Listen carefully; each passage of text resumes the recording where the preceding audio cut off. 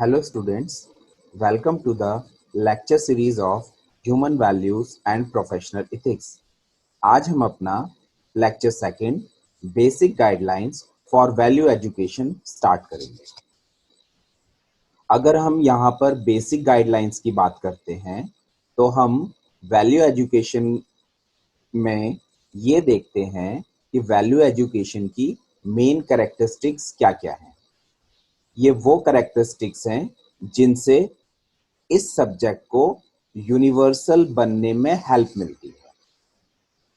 तो इसमें कुछ बेसिक गाइडलाइंस हैं, उनको हम यहाँ पर एक एक करके एक्सप्लेन करेंगे। तो इसमें फर्स्ट है universal. Whatever we study as value education has to be universally applicable to all human beings and be true at all times and all places. कोई भी सब्जेक्ट हमारा यूनिवर्सली एक्सेप्टेड कब होगा? जब वो सभी ह्यूमन बीइंग्स के लिए एक जैसा होगा। अगर सारे ह्यूमन बीइंग्स के लिए कोई भी चीज एक जैसी है, अर्थ के ऊपर जितने भी ह्यूमन बीइंग्स हैं उनके लिए एक जैसी है, तो इसको हम बोल सकते हैं कि ये जो सब्जेक्ट है ये यूनिवर्सली एक्सेप्टेड है।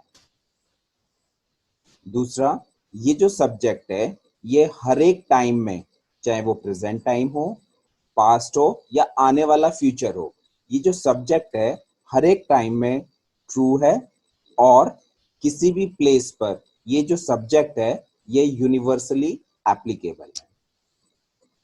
अगर हम प्लेसेस की बात करें तो अर्थ के ऊपर है ना, हमारे प्लैनेट के ऊपर डिफरेंट कंट्रीज हैं, उसमें डिफरेंट तरह के लोग रह रहे हैं, तो सभी के लिए ये सब्जेक्ट जो है एक कॉमन प्लेटफॉर्म बनाता है और सभी के लिए ये एप्लीकेबल है।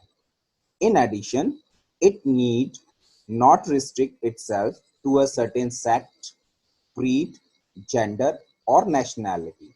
तो जैसे हमने अभी बात करी कि इस पूरे अर्थ के ऊपर डिफरेंट कंट्रीज के अंदर डिफरेंट पर्सन्स रहते हैं, अब वो चाहे सेक्ट किसी भी संप्रदाय के हों, क्रीड किसी भी पंथ के हों, है ना, किसी भी विचारधारा के मानने वाले हों, मेल फीमेल हो या किसी भी कंट्री के हों, ये सब्जेक्ट अपने आप को रिस्ट्रिक्ट नहीं करता है, इन सब चीजों में अपने आप को नहीं बांधता है। ये सब्जेक्ट जो है इन सब से ऊपर उठकर एक ह्यूमन वैल्यू के लिए, कॉमन पर्सन के लिए एक प्लेटफॉर्म प्रोड्यूस करता है। So it has to deal with universal human values. इसीलिए ह्यूमन वैल्यूज ये जो हमारा सब्जेक्ट है, क्योंकि ये यूनिवर्सली एप्लीकेबल है ना, इसीलिए इस सब्जेक्ट का नाम यूनिवर्सल ह्यूमन वैल्यूज है। तो जो भी हमारा सिलेबस है उसमें भी आपने इसका नाम अच्छे से पढ़ लिया है, universal human values and professional ethics. Second, rational.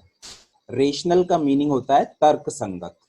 तो ये जो सब्जेक्ट है, इस सब्जेक्ट के अंदर हम तर्क संगत बातें करेंगे। कोई आपको ये कहे कि ये सब्जेक्ट थ्योरेटिकल बेस्ड है और इसके अंदर कोई लॉजिक नहीं है, तो ऐसा नहीं है। इस सब्जेक्ट के अंदर हम रीजनिंग की बात करेंगे, लॉजिक की बात करेंगे, ठीक है। इस सब्जेक्ट के अंदर जो भी आपको प्रपोजल की फॉर्म में दिया जाएगा, ठीक है, उन बातों को आप अपने लॉजिक से वेरीफाई करके देख सकते हैं। It is not based on dogmas और ब्लाइंड बिलीफ्स। ये जो सब्जेक्ट है ये किसी भी सिद्धांत के ऊपर, जो पूरे वर्ल्ड में डिफरेंट तरह के प्रिंसिपल, सिद्धांत, डॉगमास प्रेजेंट हैं, उनके ऊपर बेस्ड नहीं है। और कुछ ब्लाइंड बिलीफ होते हैं ह्यूमन बीइंग के, जिसको वो बिना सोचे समझे उनको मान लेता है, ठीक है, तो उसके ऊपर भी ये सब्जेक्ट हमारा बेस्ड नहीं है। It can not be a set of sermons और डूज एंड डोंट्स।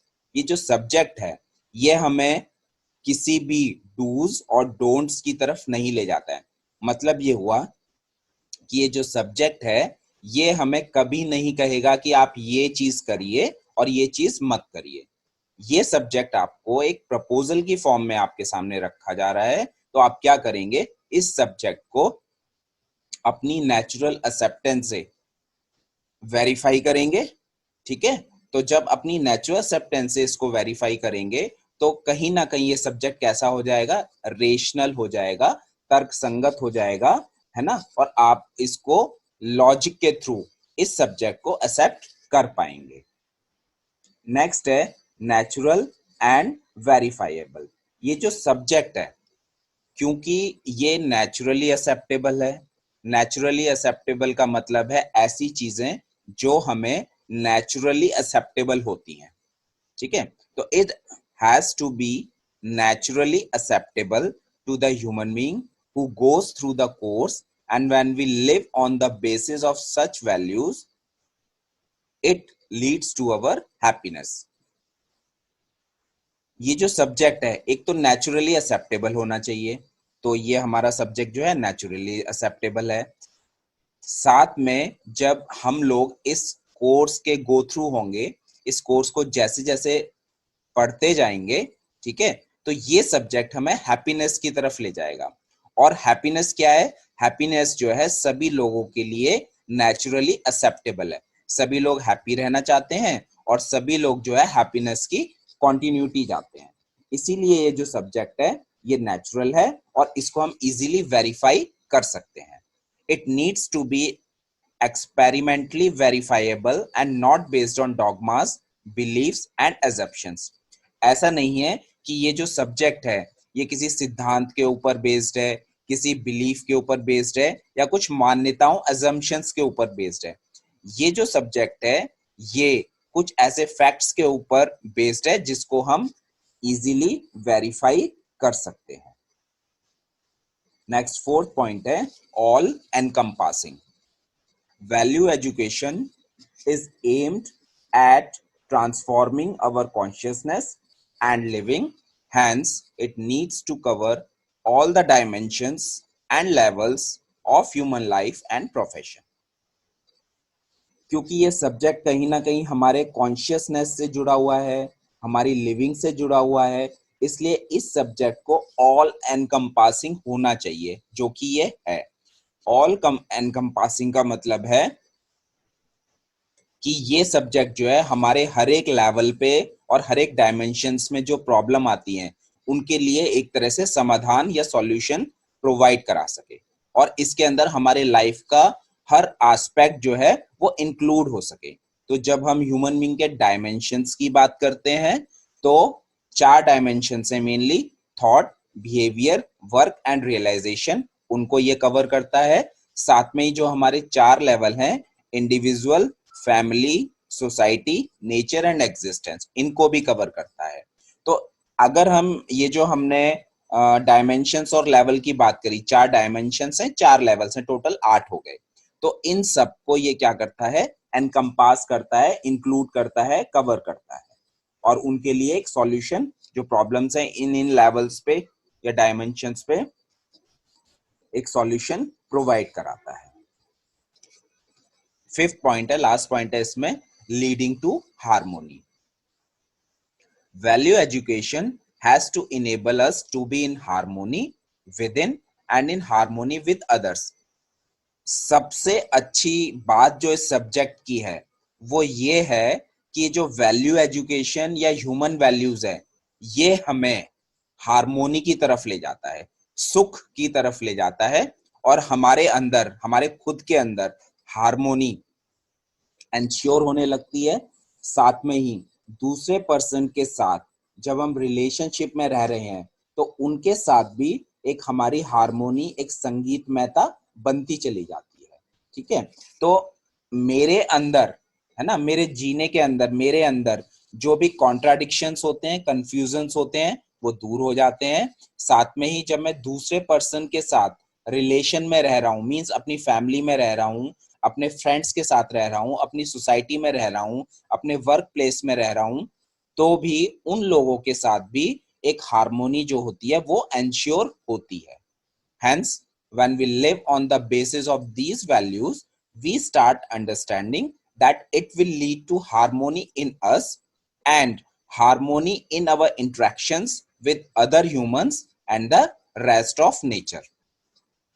तो जैसे जैसे इस सब्जेक्ट के कॉन्सेप्ट को मैं क्लियर करता जाता हूं, अपनी नेचुरल एक्सेप्टेंस से उसको वेरीफाई करता चला जाता हूँ, वैसे वैसे ये सब्जेक्ट मुझे हार्मोनी की तरफ ले जाता है, हैप्पीनेस की तरफ ले जाता है। साथ में मेरा जिन भी पर्सन के साथ इंटरेक्शन होता है ना, जो दूसरे पर्सन है उनके साथ भी एक हार्मोनी जो है वो मेंटेन रहती है। और साथ में ही ह्यूमन बीइंग को अगर हम थोड़ा सा बिल्कुल सेपरेट कर लें तो बाकी क्या बचा अर्थ के ऊपर, रेस्ट ऑफ नेचर।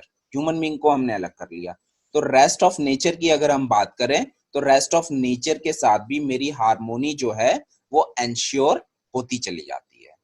ठीक है, तो इस लेक्चर में हमने कुछ बेसिक गाइडलाइंस पढ़ी जो ये हमें बताती हैं कि इस सब्जेक्ट की मेन कैरेक्टरिस्टिक क्या क्या है, और उनके बेस पे ही आगे हम इस सब्जेक्ट को पढ़ेंगे।